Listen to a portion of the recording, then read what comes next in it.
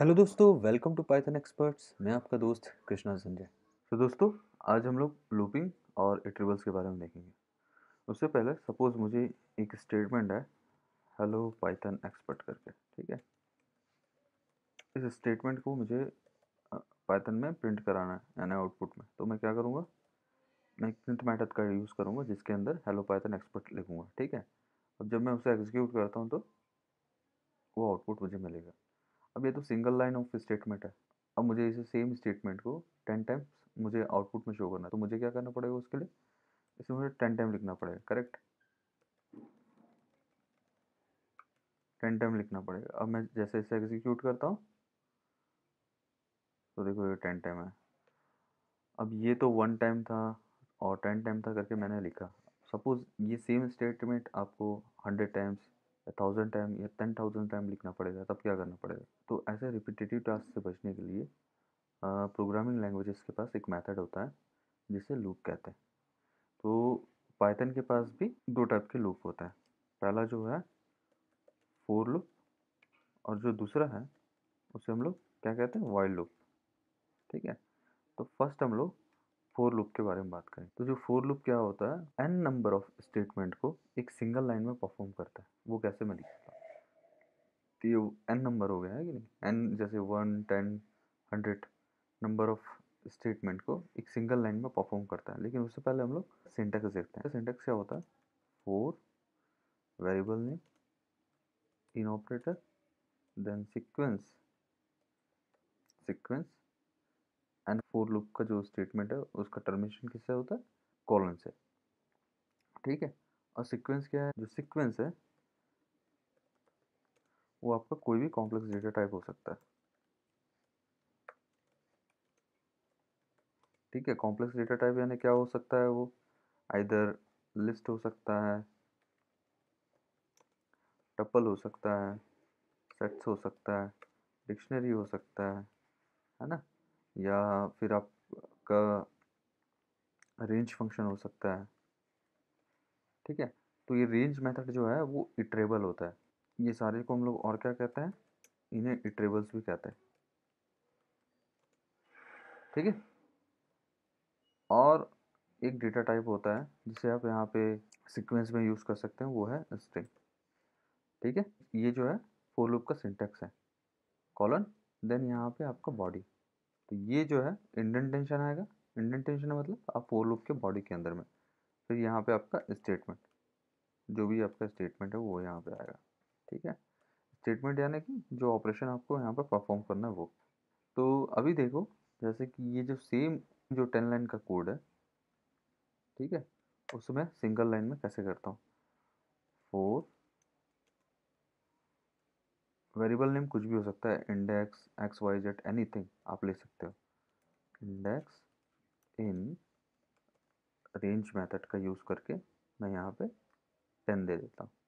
Range method क्या होता है उसे मैं आपको बताता हूँ, ठीक है। तो जो रेंज मेथड है वो क्या होता है, रेंज मेथड जो होता है वो इंटीजर्स को जनरेट करने का काम करता है, ठीक है। जो रेंज मेथड है उसके अंदर तीन पैरामीटर होते हैं। पहला जो होता है स्टार्टिंग पॉइंट होता है, स्टार्टिंग पॉइंट होता है। दूसरा जो है स्टॉप पॉइंट होता है। तीसरा जो है स्टेप्स होते हैं, ठीक है। तो स्टार्टिंग पॉइंट यानी इंटीजर को जो जनरेट करना है वो कहाँ से करना है, आइदर जीरो से, वन से, या किसी भी एन नंबर से। स्टॉपिंग पॉइंट क्या है, कुछ भी हो सकता है, यानी कहाँ तक आपको वो इंटीजर जनरेट करना है। स्टार्टिंग पॉइंट यहाँ कहाँ से स्टार्ट करना है, स्टॉपिंग पॉइंट कहाँ तक उसे जनरेट करना है, और स्टेप्स यानी कि कितने स्टेप्स करके उन इंटीजर्स को जनरेट करना है। उसके लिए मैं आपको यहाँ पे क्लियर करता हूँ। जैसे यहाँ पे four index in range of 10 करके, अब मैं जैसे यहाँ सिंगल वैल्यू दिया है, मतलब कि मैंने बस उसका स्टॉप पॉइंट दिया है, ठीक है। रेंज ऑफ 10 ओनली दिया है ना मैंने यहाँ पे, इसका मतलब मैंने उसका बस स्टॉप पॉइंट दिया है। यहाँ पे और एक चीज़ दिखा देता हूँ आपको, जैसे कि रेंज ऑफ, मैं कोई सिंगल वैल्यू देता हूँ यहाँ पे, रेंज ऑफ 10 दिया है यहाँ पे। इसका मतलब क्या है, ओनली मैंने स्टॉप पॉइंट दिया, ठीक है। यानी ये 10 तक ही यानी इसका जो स्टॉप पॉइंट इससे मिल गया, तो ये बाय डिफ़ॉल्ट इसका जो स्टार्ट पॉइंट है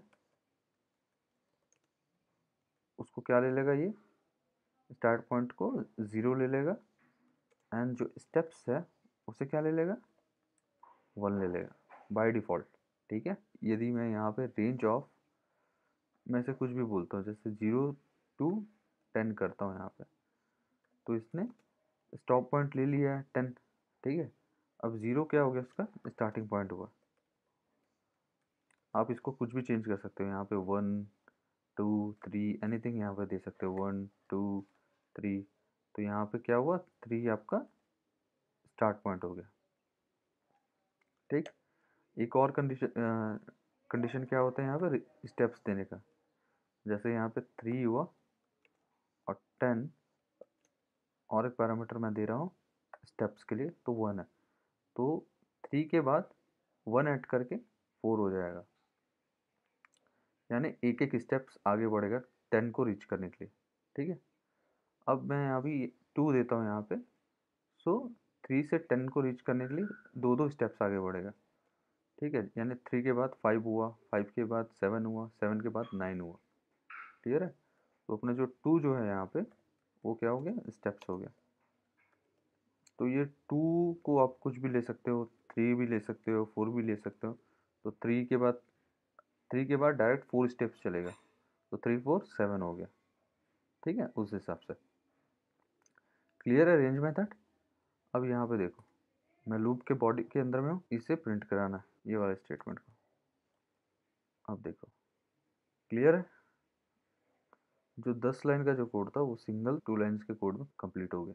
तो हम लोगों ने क्या किया कि स्टेटमेंट जो रिपीट हो रहा था उसे हम लोगों ने लूप के अंदर दे दिया। तो ये लूप कब तक चलेगा, जब तक ये कंडीशन फॉल्स ना हो जाए तब तक वो लूप चलते रहेगा। ठीक है, हम लोग किसके बारे में देखा अभी, रेंज ऑफ 10 के बारे में देखा है। मैंने बोला ना बाय डिफ़ॉल्ट 0 से स्टार्ट हो रहा है, तो वो कैसे पता चलेगा हम लोग को, यहाँ पे सपोज हम लोग एक एफ स्ट्रिंग यूज़ करते हैं। एफ स्ट्रिंग जो है वो स्ट्रिंग फॉर्मेट है, जिसे मैंने आपको स्ट्रिंग डेटा टाइप के वीडियो में बताया हुआ है। ठीक है, तो देखो इससे आपको पता चलेगा कि कहाँ से बेसिकली ये स्टार्ट हो रहा है। रन करता हूँ तो देखो, देखो 0 to 9, 10 दिया है मैंने, लेकिन ये रेंज कहाँ से स्टार्ट होता है, 0 से, इसलिए वो 9 तक वो प्रिंट कर रहा है। ठीक, ये वाला कंडीशन समझ आया, बाय डिफ़ॉल्ट उसने 0 से क्योंकि स्टार्ट किया, लेकिन ये हमेशा ये जो 10 जो होगा यहाँ पे वो एक्सक्लूसिव होगा, वो उसको ऐड नहीं करेगा वो। ठीक है, अब जैसे कि मैं चाहता हूँ 0 से स्टार्ट ना होकर 1 से स्टार्ट हो, तो मैंने यहाँ पे 1 दे दिया। अब मैं जैसे इसे रन करता हूँ तो देखो क्या होता है, 1 से स्टार्ट किया लेकिन 9 तक ही प्रिंट किया इसने। तो उस केस में मेरे को क्या करना पड़ेगा, इसको इंक्रीमेंट करना पड़ेगा। अब देखो 1 to 10 हो गया। क्लियर है, इसके बारे में देखा हम लोगों ने, ये वाले पैरामीटर्स के बारे में देखा, अब ये लास्ट वाले के बारे में। अब यहाँ पे 1 to 11 को रीच करने के लिए मैं चाहता हूँ दो दो स्टेप्स से मैं आगे बढ़ूँ। ठीक है, देखो 1 के बाद 2 3 हुआ, 3 के बाद 5, 5 के बाद 7, 7 के बाद 9। इसको मैं और बढ़ा देता हूँ, मैं चाहता हूँ 4 स्टेप्स से मैं आगे बढ़ूँ। देखो 1 के बाद 4 फिर 9।